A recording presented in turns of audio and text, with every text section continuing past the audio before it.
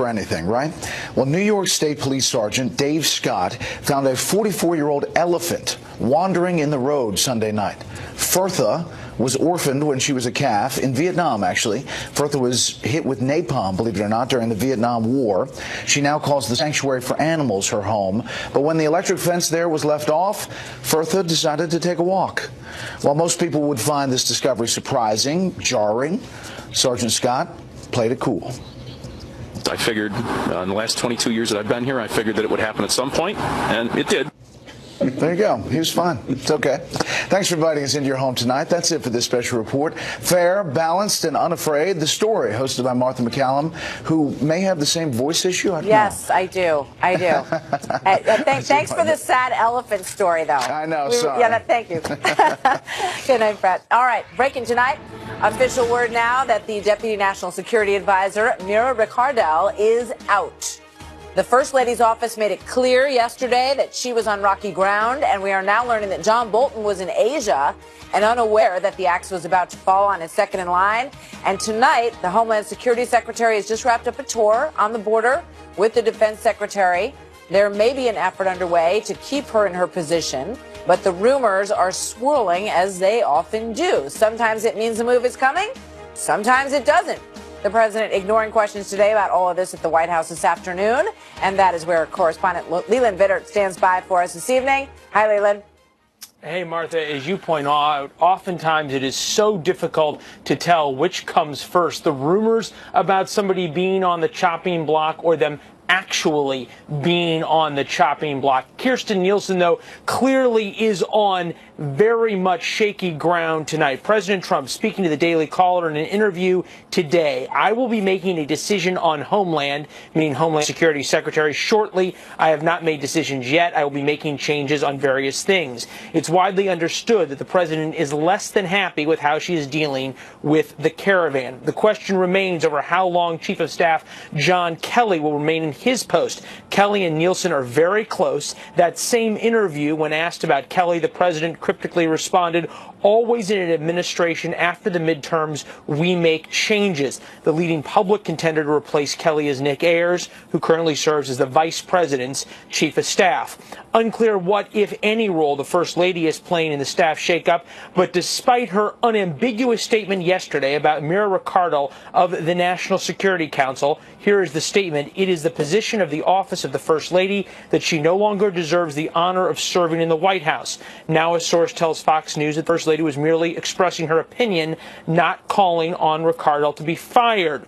There was a reported falling out between the First Lady's office and Ricardel over Mrs. Trump's recent trip to Africa. The statement from the First Lady's office came out while Ricardel's boss, National Security Advisor John Bolton, was out of the country, adding to the chaos of such an unprecedented statement from the East Wing. From the West Wing this evening, in the past 45 minutes, Mira Ricardel will continue to support the president as she departs the White House to transition to a new role within the administration. Martha, unclear what that role is going to be. If this has you wondering whose job at the White House is safe, you are not alone among those even who work in the West Wing. Leland, thank you very much. So joining now by Ari Fleischer, former White House press secretary under President George W. Bush, Jason Chaffetz, former House Oversight Committee chairman, and Jessica Tarlov, director of research at Bustle.com, all our Fox News contributors. Ari, let me start with you. You have worked in the West Wing. What do you read here in these tea leaves? Well, let me make 2 points. Number one, most Americans don't know the names of anybody who works at the White House other than the president and the vice president, and they don't care. They just care about the decisions that are made. Second point, this is one chaotic White House.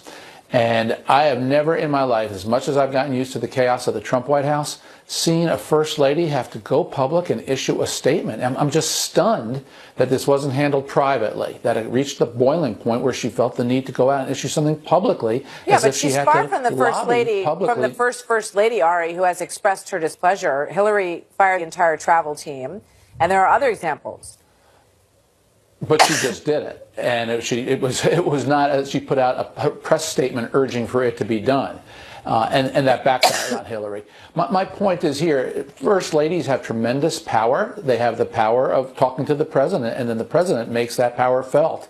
In this instance, I don't know why she had to go public. It tells me she went to the president, he didn't do it, and yet she still had to go public. That's chaotic. Jason?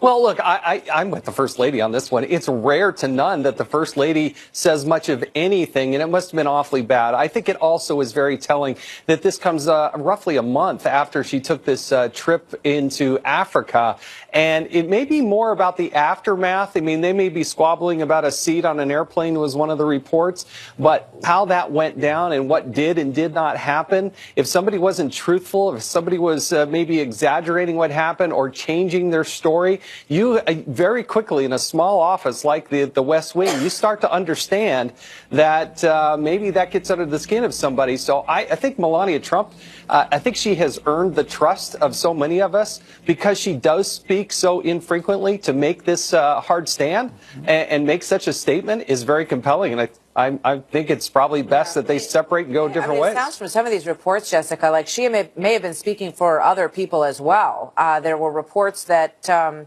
this woman, Mira, was, sort of bullying people, talking down to them. And as Leland rightly pointed out in his intro here, sometimes there are stories that get out there because other people want other people to be fired. So they start saying nasty things about them. And, time will tell. Absolutely. We certainly know about leaking in this White House for a certain purpose. And to Jason's point, we don't really know what happened aboard that flight or on that 2-week trip. But obviously, the First Lady was extremely displeased with her interactions with this woman. Bloomberg is also reporting this evening that she had a bad reputation for being inflexible within the West Wing. And when you think about how chaotic and kind of fly by the seat of their pants this administration is, her kind of more George Bush type approach to working in the West Wing, that's where she came from originally, a few years back with Ari, I guess, might not have fit in with the vibe of this White House generally, and not just been a problem that Melania had with her. I want to play a soundbite from my interview a couple weeks ago with Christian Nielsen. Watch this. Ambassador Bolton has a big job to do. He and I work very closely together. So you don't think that John Bolton is in the president's ear saying, we're not tough enough on the border, you got to make a change at Homeland? I do not think he is, no. So the big question here, for America, as Ari pointed out, most people don't care about the deck chairs when they move around on the deck. But they do care about Homeland Security, and they do care about who's running the country, Jason. So when you look at this administration, you look at the cabinet, do you think changes need to be made, or is this not appropriate? Well, the president's taken a very tough stance on immigration. And, when you talk to people kind of within the bowels of the organization, there's a lot of frustration that maybe Secretary Nielsen has not moved things fast enough, moved them aggressively enough. Done? I mean, Congress really has to make these changes. Oh, yeah. She's not going to pay for the wall. She's not going to build the wall herself. Congress needs to make these changes. I don't know how much more she could have done. What do you think she should have done, Jason? But I also think that the secretary does have to go to Congress and help make that case and have them understand what's going on and not going on at the border and the imperative that she needs. Yeah, look, I'm very supporter on the outside, but behind the scenes, there's obviously something that's bothering the president because it's not moving fast enough. What do you think, Ari? Well, I think the president is perfectly entitled to make whatever changes he wants. It's part of the tradition of midterms. But here's my advice. If you make a change, have the replacement ready to go the same day you make the announcement. Because otherwise you create these vacuums. And in Washington, the vacuum is filled by nothing but nastiness and negativity. But if you announce X is out, Y is in, you've now created a debate over the qualifications of Y. Typically, that's a stronger, better debate for you to be involved in.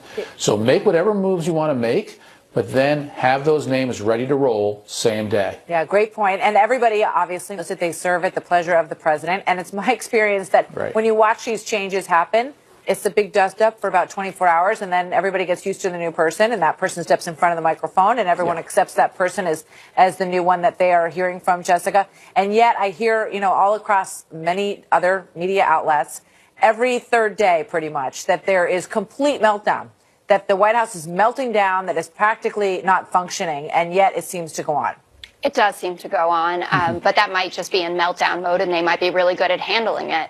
To your question that you posed to Jason about what else she could have done, I think that the president has not enjoyed some of her media appearances, like with our own Chris Wallace, where he really pressured her about the caravan, talking about the women and the babies who are in there, and the president's language that these are MS-13 members, gang members, they're drug trafficking, they're bringing an infestation, etc. She also struggled during the family separation policy, not her first outing, but when she had to come out again and face the press on this issue.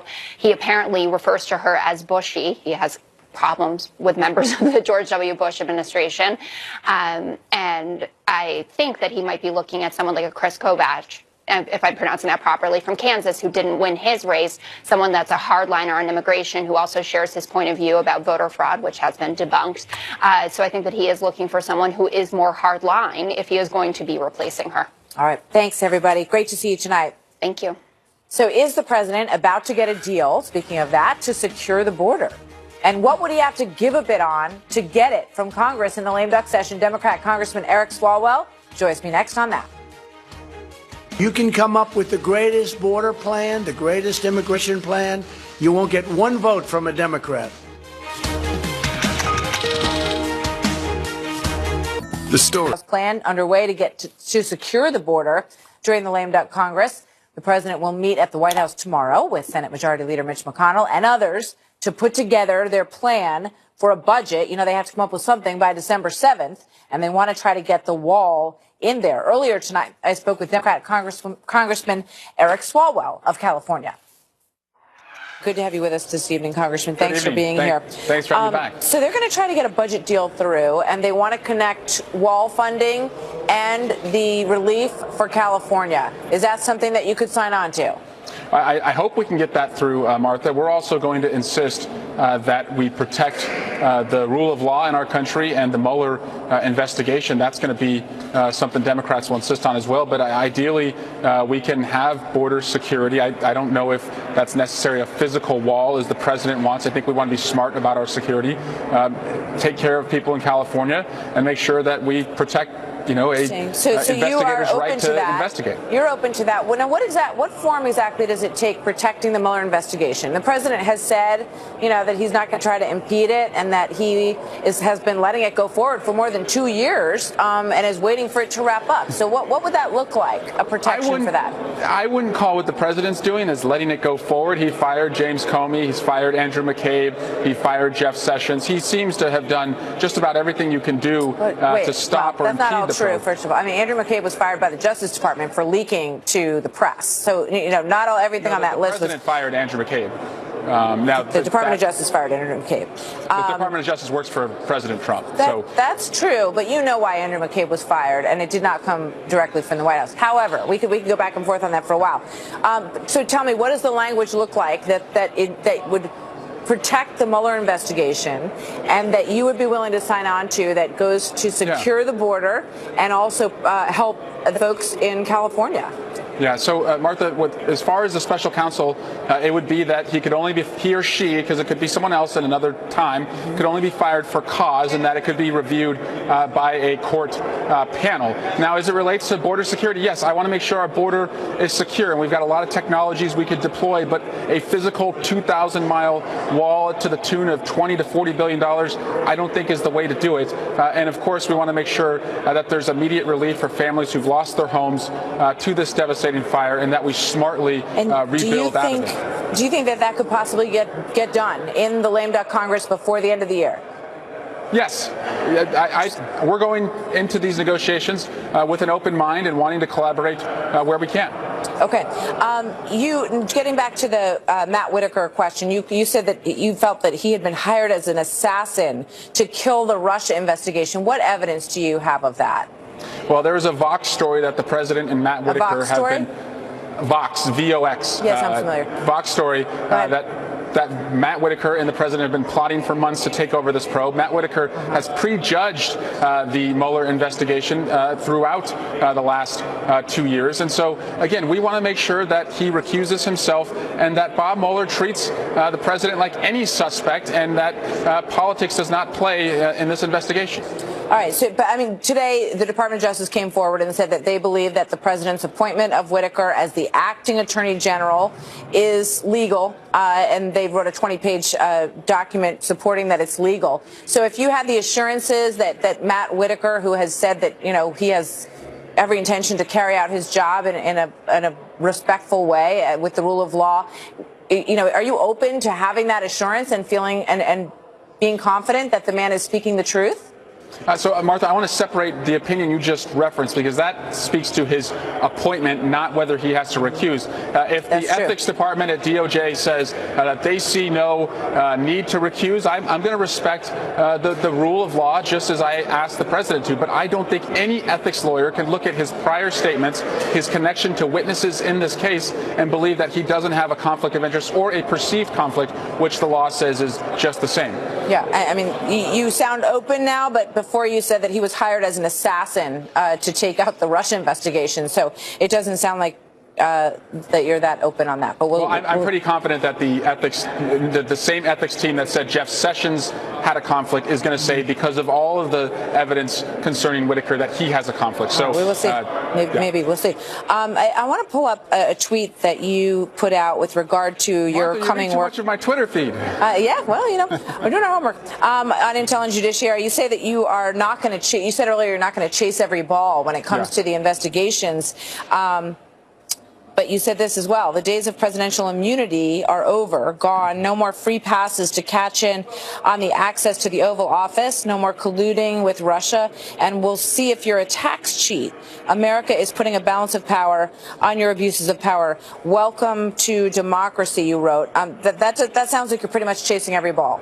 Oh, no, there's a lot of balls that under any other administration that you would love to chase, like the president's son-in-law and his security clearance issues, a lot of the issues around the president and foreign entanglements he has. But what we do, we should prioritize as to what's most important to the American people. If the president is making foreign policy and national security decisions because of financial interests that he has with Saudi Arabia or Russia, that has to be a priority. And his tax returns. That's all part of the Mueller investigation. You guys going to double up on all that and spend your time and your money doing that again when they've been doing it for 2 years? So, Martha, Mueller can only speak through indictments, and indictments have to prove something beyond a reasonable doubt. Right. Well, he's going to present a report, and then the Justice Department will decide whether or not they're going to pursue it. But I'm asking you a question. Are you going to double up your time and the country's money on the same stuff that's being investigated for the past 2 years? No, and we shouldn't do that.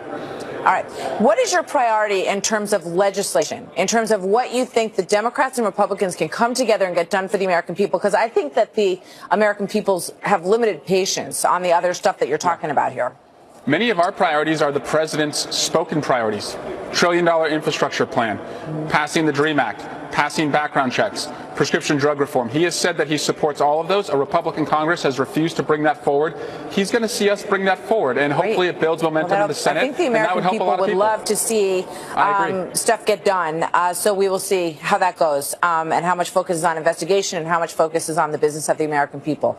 Thank you very much. Of course. Good to see you tonight. You too. Thank you, Congressman. Coming up next, it's time for El Chapo to get his day in court on charges of drug crimes, murder, and torture. What we are now learning tonight, next. One of the world's most notorious drug lords is just a few miles from here on trial in Brooklyn. The man named Public Enemy Number 1 broke out of prison on a motorcycle. See him go down there in a tunnel about a mile long. His freedom was short-lived, though, and now mountains of evidence were rolled into the courtroom today as he faces 17 counts, including drug trafficking, murder, and torture. Even with unprecedented security measures in place, the lawyers, the jurors, even the judge are in fear for their lives. Trace Gallagher with the backstory for us tonight from L.A. Hi, Trace. Hi, Martha. 2 days into what could be a 4-month trial, and prosecutors are laying the groundwork for extensive audio and video evidence along with dozens of cooperating witnesses. The federal government plans to paint El Chapo as the leader of the feared and infamous Sinaloa drug cartel, which spanned continents and triggered waves of bloodshed, murdering enemies and family members alike. El Chapo is said to have armed his men with assault rifles, while he himself carried a gold-plated AK-47 and a diamond-encrusted handgun. But the defense defense says Joaquin El Chapo Guzman was the leader of nothing, that his reputation as a drug kingpin is a myth, an urban legend, pointing out that even with Guzman in prison, cocaine continues flooding into the U.S. at impressive levels. For now, the defense is saying very little publicly. Watch.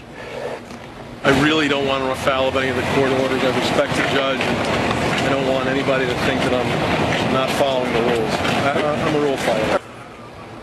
Yeah. Attorneys on both sides and the anonymous jurors are getting armed escorts to and from the courthouse, a building that has become a fortress, including heavily armed federal marshals, bomb-sniffing dogs, and 2 separate security clearances to get inside the court. No surprise, considering El Chapo has proven to be a man with great resources, famous for his elaborate prison escapes. In 2001, while serving a 20-year sentence in Mexico, El Chapo broke out of a prison by hiding in a laundry cart. He was recaptured in 2014, only to escape again in 2015 through a hole in his cell that led to that mile-long tunnel you referred to. It just happened to have a motorcycle waiting.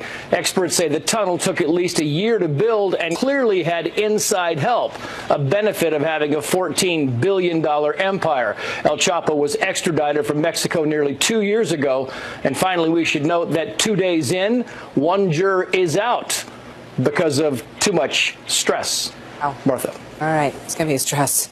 Very stressful. Thank you very much, Trace. So coming up, Kim K and Kanye went to the White House. What do you want this meeting to lead to in terms of president? Honestly, from our standpoint, this was just set up to be a lunch of 2 people that I like, and I guess they like me. But now it looks like it may be more than just lunch.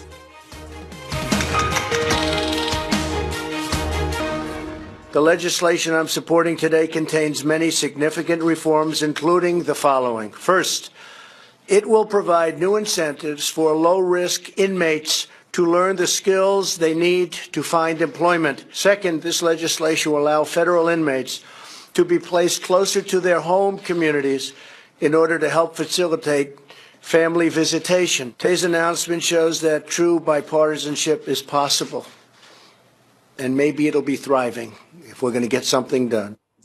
President Trump tonight making a push for criminal justice reform, backing a bipartisan bill that has already passed the House, and the president hopes that it will get through the Senate, although it may face some headwinds. His son-in-law, Jared Kushner, has championed this bill and brought celebrities to the Oval Office to raise its profile, meeting with Kim Kardashian, who campaigned to free Alice Johnson, and her husband, Kanye West, there to talk about Chicago crime and also reform. I'm joined now by Kelly Paul, wife of Senator Rand Paul, who was on the Hill today for the push for the passage, and has been a big driver in this. Kelly, welcome. Good to have you here tonight. Thanks, Martha. Thanks so much for having me. So, explain first of all what this bill would do, because at one point when the president was talking, he said that it would, make it easier for some offenders to get out a little bit sooner. He also said it would make it tougher, the law is tougher on people who are committing more serious crimes. Well, the bill, as it's just recently been released from the Senate, and it's being sponsored by Senator Grassley and Senator Durbin, has both prison reforms, which he was alluding to there, things like allowing people to be incarcerated closer to their families. We now have people that are literally many days' drive away, and we have more women incarcerated than ever before, more mothers. So that is, I think, something that almost everyone would agree on. It also has, as he was saying, more opportunities for people while they are incarcerated to get training, to get drug and alcohol rehabilitation, to anger management, mental health, all these things that would give people possibilities for basically redemption when they get out, ways to have a job, and hopefully a lot less recidivism.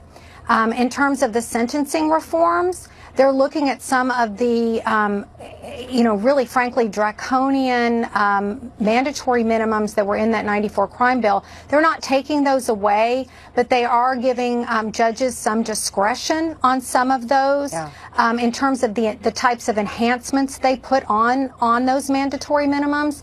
Because as we have seen, you've had situations where people like Alice Johnson, I mean, oh my goodness, she was a first-time offender.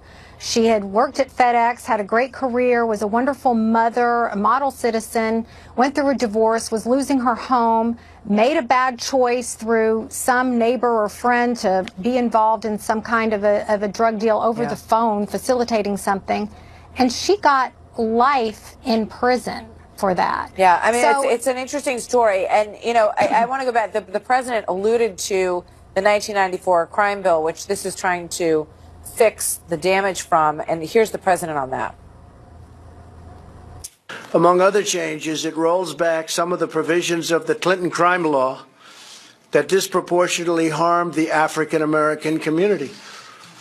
And you all saw that, and you all know that. Everybody in this room knows that. It was very disproportionate and very unfair. And now I want to just also play Lindsey Graham here on the issue of sentencing reform. This is obviously something that some of these Republican senators and members of Congress feel is a possible bipartisan win for them if they can also get this through the Senate. Here's Lindsey Graham. If we could pass it, would be huge. There are thousands of African American and Hispanic males in jail under 3 strikes you're out for 30 and 40 years for nonviolent offenses. So the goal is to give people who are been sentenced under the old system a chance to get out of jail and go back to work and make sure that the bed spaces are for those who really are violent criminals. But there are some, obviously, who have spoken out against this. Jeff Sessions is among them. And Mitch McConnell hasn't spoken out against it, but he's not sure that it's going to be a priority in the lame duck session in terms of the time that they have left. He said, we don't have a lot of time left. The first step is to finalize what the proponents actually are for, and then we'll float it and we'll whip the vote and we'll see whether or not we can get to it. What's your reaction to that? well, I'm still very, very hopeful. I've been here on the Hill. I've been talking to Republican senators all day long, trying to really focus their attention. The bill has just been released, so most of them have not had a chance to read it yet. The fact that the Fraternal Order of Police has endorsed this bill, the Sheriff's Association, we have a whole host of law enforcement groups that are behind this bill because it makes our system more effective. We do need to free up bed space for people who are truly violent and who are truly a danger. And we have so many people now that are caught up in these low-level, non-violent offenses that are literally serving decades of time. And I think we've all sort of evolved in terms of understanding addiction more, understanding drug abuse as, you know, a mental health issue, a social issue. And for many of these offenders, they would be better served in, you know, treatment and recovery programs as opposed to being tossed in jail.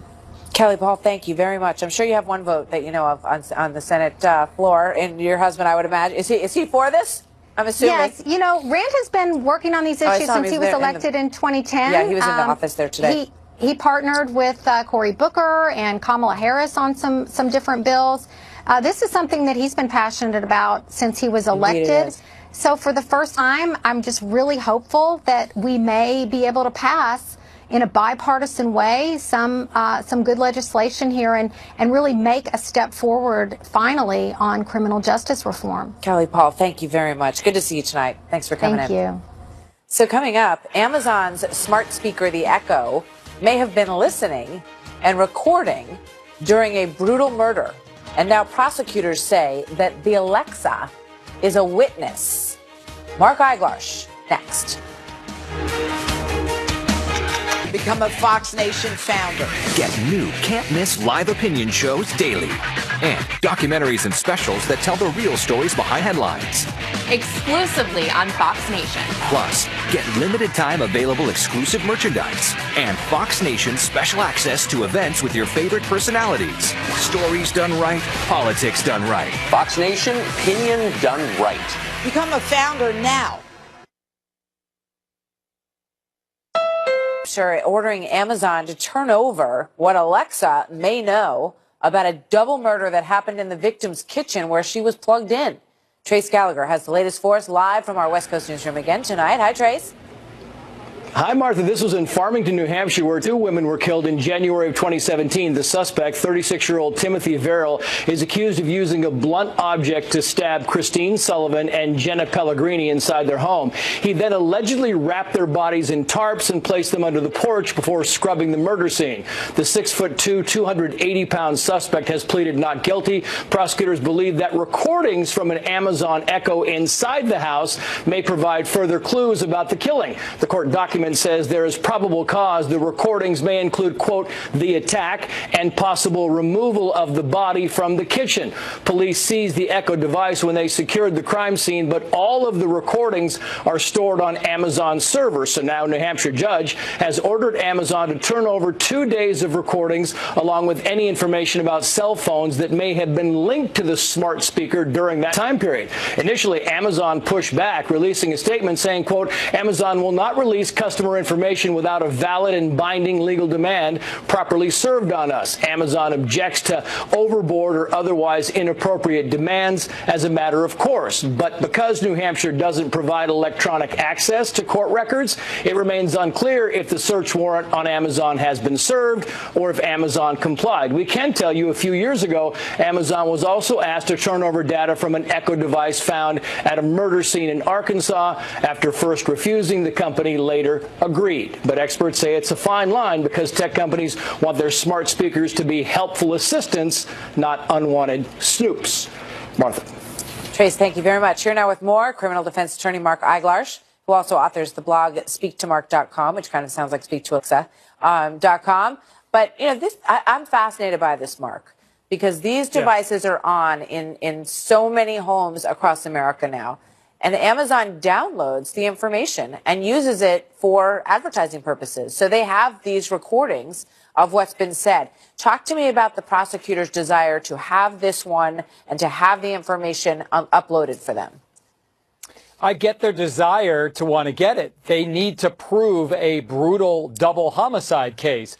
The problem is the argument that Amazon's making is, well, it's overbroad, it's invasive, it's a violation of privacy, they're on a fishing expedition. And if I'm making the argument on behalf of Amazon, which I'm not, but if I was, I'd say the only time that the recordings kick on is when you say the wake word, Alexa.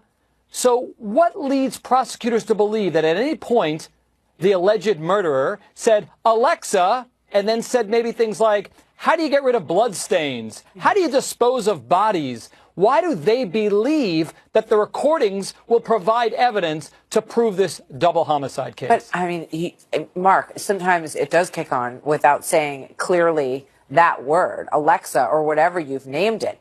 The difference is that how is this different than asking for phone records or asking for anything else that could have been relevant? You know, if the phone, you know, I mean, there's a million scenarios that you could go through that I think would point to the idea that if it picked up anything, he's pled not guilty. If this picked up anything that could incriminate him, then that's information that the jury really should have, no? Absolutely.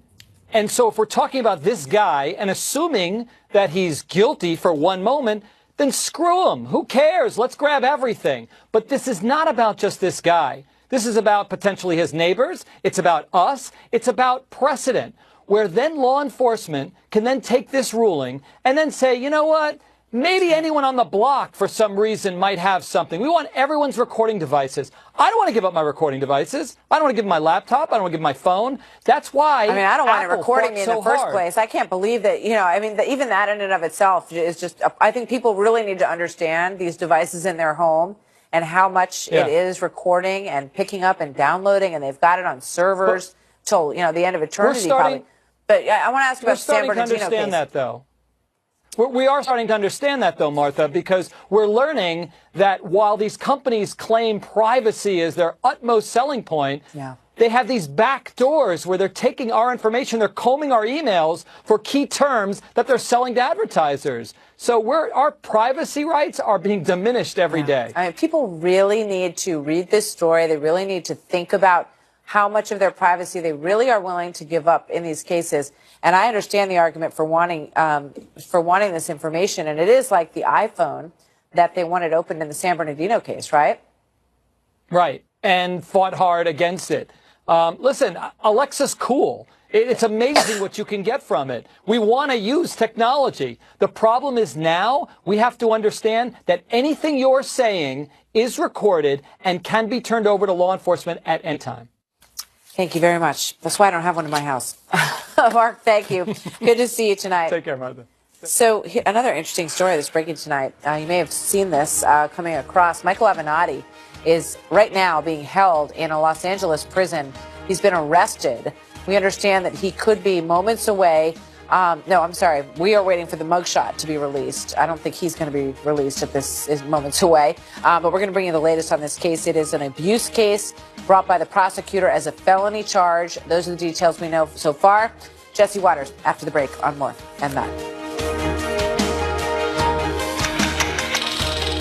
Tonight, in the Michael Avenatti story, the attorney who has been all over everything for the past year, I would say. He's the attorney for Stormy Daniels, very outspoken critic of President Trump. The Los Angeles Police Department has confirmed now that he has been arrested on suspicion of domestic violence. In a statement through his attorney, Avenatti is calling the claim bogus. Quote, "I have never been physically abusive in my life, nor was I last night. Any accusations to the contrary are fabricated and meant to do harm to my reputation. I look forward to being fully exonerated," he says. Here now for Wednesdays with Waters. Jesse Waters, co-host of The Five and host of Waters World. He finds himself, Jesse, in a difficult position here tonight, having given these kind of charges lots of airtime to other people, with the president in particular, with regard to Stormy Daniels. And now he finds himself arrested in a Los Angeles police precinct. And we understand that we're waiting for a mugshot to be released. And when that's released, we'll put it up for you. He's innocent until proven guilty. I'm going to give him more benefit of the doubt than he gave Kavanaugh. If you look at the statement he said, and it's almost the exact same thing that Kavanaugh said, these allegations are totally bogus. But that's not the way that he treated Kavanaugh. He didn't listen to that at all. If you ask me, I believe his 15 minutes are up. I think at the end of this, if he's guilty, he's either going to be bankrupt or in prison. I mean, he's ridden this lawsuit into fame, then parlayed it into a presidential run. He's being investigated for lying to the Senate. Judge ruled he owes millions to his business partners. Now he's in the middle of a felony domestic beef that he could go away for a long time. He's got a nasty divorce situation as well. It's all spiraling out of control for him. He's got this luxurious lifestyle that he can't handle at this point, and he's spread way too thin. I think the world is crumbling beneath him right now, and all of those networks that put him on all year and help prop him up, they got to feel a little bit icky right now if this is actually true. You know, the early suggestion, great points. And the early suggestion was that it was his wife, who you point out he's going through a divorce. But then she came out, because TMZ said it was his wife. She came out and said to a reporter that she hadn't seen Michael in months. She said it's a complete fabrication. She said, bruises on my face, it's insanity. He wouldn't hit anybody, especially a woman. He's got 2 daughters. That's according to his ex-wife. And we take pains, again, to note that this is an accusation. And that's all we have at this point with regard to Michael Avenatti. But, you know, he also has dreams of running in 2020 for the presidential nomination. What's his campaign slogan going to be? Iowa. His campaign slogan is going to be, "She hit me first." Because that's actually what he said. There's his quote that's been documented that said, "She hit me first." I don't know if that's TMZ, the source, but if any of this is even close to true and he laid his hands on a woman, he's toast. I mean, that is one of the most despicable things you can do, especially coming from someone that's supposed to empower women. I mean, he's been saying all along that this porn star, Stormy Daniels, needs to be believed and supported, and he's helping her. He's not helping anybody when he touches a woman like that, but we're going to have to wait till the facts come out, obviously, and see how it plays out. Could have been a setup, could have been a misunderstanding, or it could have been true. We don't know. Yeah, exactly. And that's the point to be made. What we do know is that his bail has been set at $50,000. He can't afford that, Martha. Well, I mean, he owes so much money to the state of California, to his business partners, and to the IRS. $50,000 is not chump change, even for him. He could be released at any time this evening, if indeed he or a friend can come up with the $50,000 to have him released this evening. You know, this is going to be an interesting journey for him as he goes through this. And he says, as we pointed out, that he didn't do anything. And we're going to hear more from him, no doubt. Let's go to a slightly very different story. Okay. And talk about a former First Lady who has a book out this week called Becoming. Michelle Obama. She's gotten a lot of press and done a lot of interviews about the book. She was asked about the 2020 election, speaking of Michael Avenatti, and she was asked about Hillary Clinton and whether or not she thought that Hillary Clinton should make another run at it, go around for a third term, which is an awkward question for a lot of people Right. to answer because, I mean, although, her folks claim that she still has a ton of support, it's an awkward answer for some. Watch this. Did you hear recently one of Hillary Clinton's former advisors is speculating that she could run again? Do you think she should? I think at this point, everybody's qualified and everybody should run. It's a dodge. Michelle dodged. She was asked about Hillary, and she pivoted to everybody because you know what's going on here. Even Democrats want to lock Hillary up at this point. They don't want her anywhere close to the 2020 presidential race. Third run, Martha. I don't even think she's got a shot at all. Think about it. Her matchup against Donald Trump, all of her weaknesses, the fainting, she's crooked, the lack of sincerity, the lack of charisma. That's all Donald Trump's strength. Her side strength. says she won the popular vote.